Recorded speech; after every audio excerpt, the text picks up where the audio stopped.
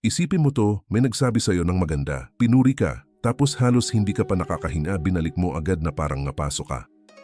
Wala yun, sambalang o kaya maliit na bagay. Sinasabi mo ng mabilis kasi feeling mo ang awkward pag nakakatanggap ka ng compliment.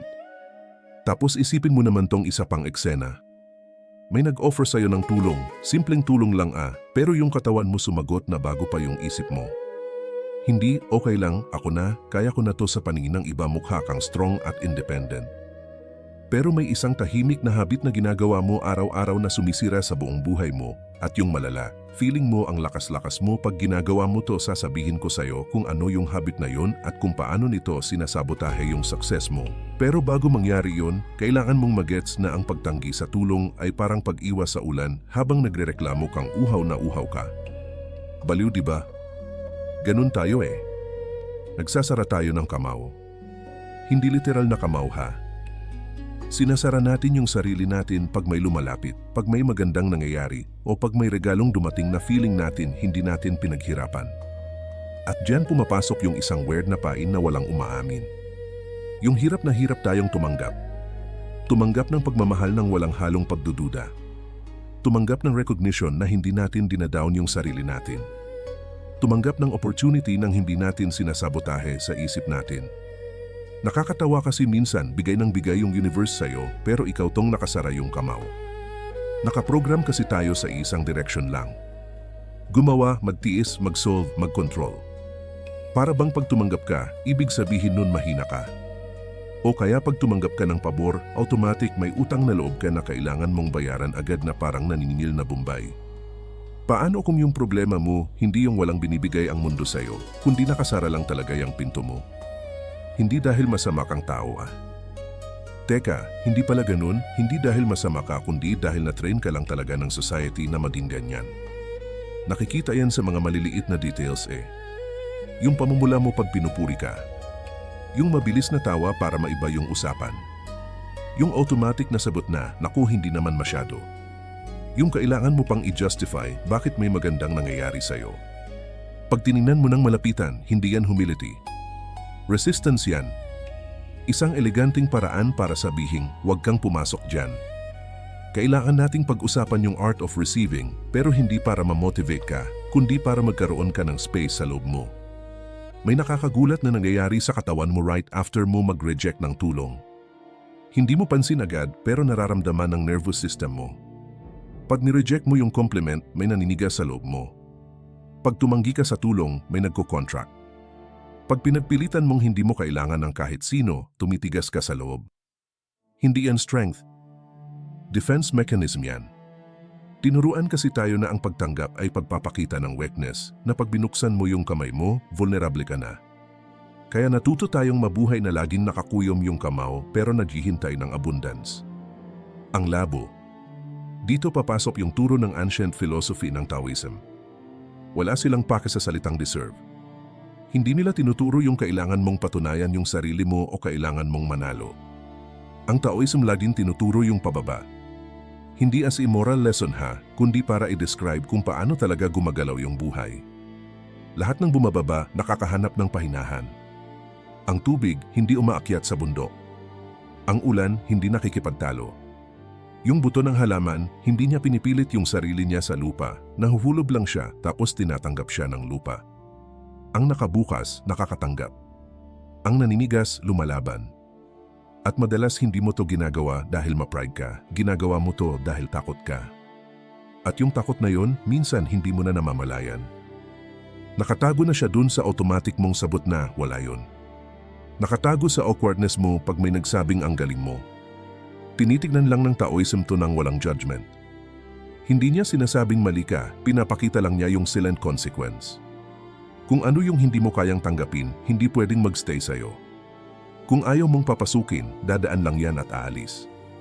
At ito yung masakit na totoo. Minsan hindi ang buhay yung madamot Tayo lang talaga yung hindi marunong sumalo. Akala natin ang pagiging matapang ay yung hindi nangangailangan ng iba. Pero ang totoong lakas ay yung kayang bumukas ng hindi nababasag. Ang lambak o yung valley, hindi nababawasan yung pagkatao niya pag tinatanggap niya yung tubig galing sa ilog. Nagiging fertile pa nga siya Baka hindi ka pagod kakabigay ng oras at energy mo sa iba.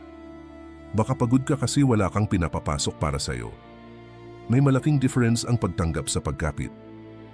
Hindi ka sinasabihan ng tao na humingi ka pa ng marami. Ang sinasabi niya, bitawan mo yung mahigpit mong hawak. Kasi minsan akala natin wala tayong nakukuha, yun pala masyado tayong busy magpatunay sa lahat. Patunayan na kaya natin, patunayan na hindi natin kailangan ng tulong, patunayan na strong independent person tayo. Pero hindi nagre-respond ang buhay sa mga pabibo. Nagre-respond ito sa kung sino ang bukas at available. Ang lambak, hindi niya pinapatunayan na deserve niya yung tubig. Hindi siya nagja-justify. Hindi niya kino-compare yung sarili niya sa bundok. Nandun lang siya, walang laman, available, kaya siya napupuno ng tubig. Ang pagtanggap ay hindi pagiging tamad. Isa itong malalim na form ng atensyon. Ang pagtanggap ay yung hinahayaan mong may mangyaring maganda nang hindi ka sumisingit agad para baguhin o paliitin yung meaning nun. Yung tipong nagstay ka ng isang segundo pa nung may nangyaring maganda tapos hindi ka tumakbo para in-neutralize yun. Yung isang segundo na yun, yun yung pinto eh. Doon nasisira yung lumang habit ng pagsasara bago ka pa makaramdam. Kasi pag tumanggap ka, kailangan mong makaramdam at pag nakaramdam ka, vulnerable ka. Pag tinanggap mo yung compliment, hinahayaan mong may tumagos sa'yo. Pag tinanggap mo yung tulong, inaamin mong hindi ka superhero na kayang solusyonan ang lahat. At para sa ego natin, nakakamatay yun. Nakakatakot. Kaya mas gusto natin yung control. Kaya mas gusto natin yung struggle. Pero ang tao, hindi gumagana sa merit system. Hindi yan nagbibigay ng mas marami sa taong mas nagpapakahirap. Nagbibigay yan sa taong may space. At hindi ka nagkakaroon ng space sa pag-ipon, nagkakaroon ka ng space pag nagle-let go ka. Let go mo yung feeling na kailangan mong mag-defend. Let go mo yung feeling na pag may binigay sa'yo, kailangan mong ibalik agad. Baka ang totoong lesson hindi kung paano maka-attract ng mas maraming swerte. Baka mas simple pero mas mahirap yung matuto tayong manatiling nakabukas pag may dumating na maganda ng hindi natin sinasabotahe. Parang yung lambak, hindi niya hinahabol yung ilob, hindi niya kinokontrol, hindi niya kinukulong. Tinatanggap niya lang tapos hinahayaan niyang dumaloy. May isang bagay na halos walang nakakapansin. Ang katawan mo nagre-react bago pa yung utak mo pag may dumating na maganda. Isang papuri, isang invitation, isang kamay na nakalahad.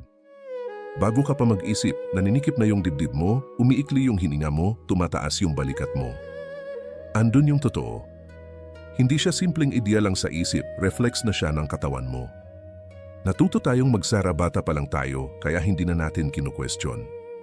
Nagsasara tayo para walang utang na loob. Nagsasara tayo para hindi tayo umasa. Nagsasara tayo para hindi tayo masaktan. Pero sabi niya sa Taoism, wag mong isara ay empty mo. Ang pagiging empty ay hindi pagkawala, ito yung pagtanggal ng mga kalat na umuubos ng space mo. Pagpulo ng takot yung baso mo, walang papasok na tubig.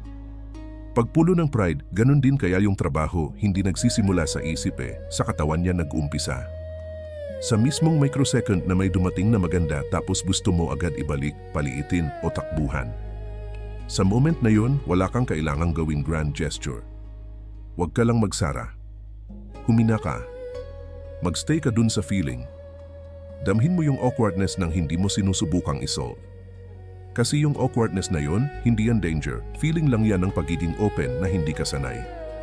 Ang tawag ng tao dyan ay softness. Hindi weakness softness. Softness ng tubig na sumusunod sa hugis ng lalagyan pero hindi nawawala. Softness ng taong kayang tumanggap ng hindi nag-explain, ng hindi nag-justify, ng hindi naka-defend. Baka ang pinakamalalim na practice ay hindi yung baguhin mo yung buhay mo, kundi yung hayaan mong maabot ka ng buhay. Huwag kang tumakbo sa unahan nito, huwag mong itulak, huwag mong isarhan ng pinto. Maging available ka lang pag andyan na. Parang yung tahimik na lambak, nakabuka, sapat na. May malaking misconception tayo na hindi kailanman naisip ng mga ancient masters. Akala natin pag tumatanggap tayo, mas mababa tayo sa nagbibigay. Na parang pag accept ka ng tulong, lumiliit ka. Pero tinan mo yung nature. Ang bundok hindi tumatanggap ng tubig. Ang lambak. Pero hindi ibig sabihin mas walang kwenta yung lambak. Indispensable na siya Lahat ng nagbibigay ng buhay, dumadaan muna sa mababa. Ang tubig hindi umaakyat ng pilit. Ang buhay din, hindi. Pag hindi kayang tumanggap ng isang tao, hindi siya nagpapakapakatatag, na-stress lang siya. At hindi mo kayang i-hold yung stress ng matagal. Kaya ang daming taong pagod na pagod sa buhay, hindi dahil sa dami ng binibigay nila, kundi dahil wala silang hinahayaang makapasok. Puro sila eksale, walang inhale. Puro bigay ng atensyon, ayaw tumanggap ng atensyon. Puro buhat ng problema, ayaw magpahinga. Tapos magtataka kung bakit ang bigat ng lahat. Hindi ka hinihindihan ng extra effort ng Taoism, balance ang hinihini sa'yo. Ang pag-inhale ay kasing halaga ng pag-exhale, pero sa society natin, yung pag-exhale lang yung pinapalakpakan. Tinuruan tayong mag-produce, mag-perform, mag-prove ng worth natin, pero hindi tayo tinuruang tumanggap ng walang guilt. Kaya ang weird sa pakiramdam pag nakakatanggap ka. Hindi dahil mali, kundi dahil hindi mo pinapractice. Parang muscle na nakalimutan na. At walang muscle na gumigising na walang kasamang sakit. May isa pang detail na hindi madalas pag-usapan. Ang pagtanggap ay hindi pag-agaw. Ang pag-take o pag-agaw may kasamang tension. Ang pagtanggap may kasamang tiwala. Pag kumukuha tayo, sinasara natin yung kamay. Pag tumatanggap tayo, binubuksan natin. At yung simpleng difference na yon, binabago niya lahat. Walang concept ng deserving sa Taoism. Human language lang yon. Ang ilog hindi nagtatanong kung deserve ba niyang makarating sa dagat, dumadaloy lang siya. Ang ulan hindi namimili kung sino yung mabait na dapat niyang diligan, bumabagsak lang siya. Hindi nakikipag-negotiate ang buhay, nag-o-offer lang siya. Tayo lang tong naglalagay ng conditions. Yung tipong, tatanggapin ko lang to pag ready na ako, pag perfect na, pag hindi nakakaabala, pag wala akong utang na loob. Pero hindi naghihintay ang tao. Dumadaan lang yan at kung sino yung hindi nakabukas, hindi niya mahahawakan. Walang parusa dito, coherence lang. Ang nakasarang baso, hindi malalagyan ng tubig. Hindi dahil ayaw ng tubig sa baso, kundi dahil walang space. Baka hindi mo blina-block yung buhay. Baka puno ka lang talaga ng defense mechanisms at nakakapabod din yun. Hindi mo naman kailangang ibukas lahat bigla. Hindi mo kailangang maging vulnerable ng walang boundaries. Ang kailangan mo lang gawin ay i-notice kung kailan ka nagsasara ng hindi naman kailangan. Yung mga moment na humihirit ka ng wala yon. O kaya ko na to mag-isa. O yung saka na lang. Diyan nag-umpisa yung totoong practice. Hindi sa mga life-changing decisions, kundi dun sa mga maliliit na moments kung saan sinusubukan pumasok ng buhay tapos ikaw tong nagde-decide kung liliit ka ba o mag-stay ka lang. Baka ang lesson hindi kung paano ka makakakuha ng marami. Baka ang lesson ay kung paano mo ihihinto yung pagharam mo. Hindi nakapaos ang buhay, patuloy yang dumadaloy. Ang madalas na matigas ay kung paano tayo nakatayo sa harap nito. Hindi hinihingi ng tao na baguhin mo kung sino ka. Hindi kanya inoobliga na mag-open up agad-agad o magtiwala ng bulag o maging ibang tao. Ini-invite ka lang nito na ibaba mo yung guard mo sa mga oras na hindi naman kailangan. Na huwag mong isara yung kamay mo kung wala namang umaatake sa'yo. Na huwag kang mag-justify kung wala namang nag-akusa. Na huwag kang manigas kung wala namang danger. Ang pagtanggap hindi ka ginagawang dependent. Ginagawa ka nitong available. At sobrang laki ng pinagkaiba nun. Ang pagiging dependent, galing yan sa takot. Ang pagiging receptive, galing yan sa peace of mind. Pag kalmado ka, hindi mo kailangang mag-defend sa madagandang bagay. Hindi mo kailangang takbuhan yung papuri. Hindi mo kailangang explain bakit ka pagod. Hindi mo kailangang patunayan na strong ka. Hinahayaan mo lang. At may mga bagay na kusang umaayos, hindi dahil pinilit mo, kundi dahil huminto ka sa pangungontra. Baka ngayong araw, wala kang kailangang gawing bago. Baka sapat na yung mapansin mo kung saan ka naninigas ng hindi mo alam. Kung saan ka humihindi dahil lang nakasanayan mo na. Kung saan ka nagmi-minimize ng achievements mo dahil sa reflex. Kung saan ka nauunang mang-reject bago ka pa ma-reject. Diyan mismo yung entrance. Ang tao hindi pumapasok ng maingay. Hindi yan naninira ng pinto. Hindi yan namimilip. Pumapasok lang yan pag may space. Kung tinamaan ka sa message na to, wala kang kailangang ipromise. Mag-observe ka lang. Next time na may mag-offer sa'yo ng kahit ano, isang magandang salita, tulong o time nila, inotice mo yung unang reaction mo. At bago ka magsara, humina ka. Baka ngayong araw, ang pagtanggap ang pinakatahimik pero pinaka-powerful na pwede mong gawin ng kalmado, ng may respeto, ng may space. Pero paano kung yung taong pinakamahirap tanggapin ang tulong ay hindi ibang tao, kundi yung sarili mo na galing sa nakaraan na patuloy mong sinisisi hanggang ngayon? Yan ang eksaktong pag-uusapan natin sa susunod na video kaya.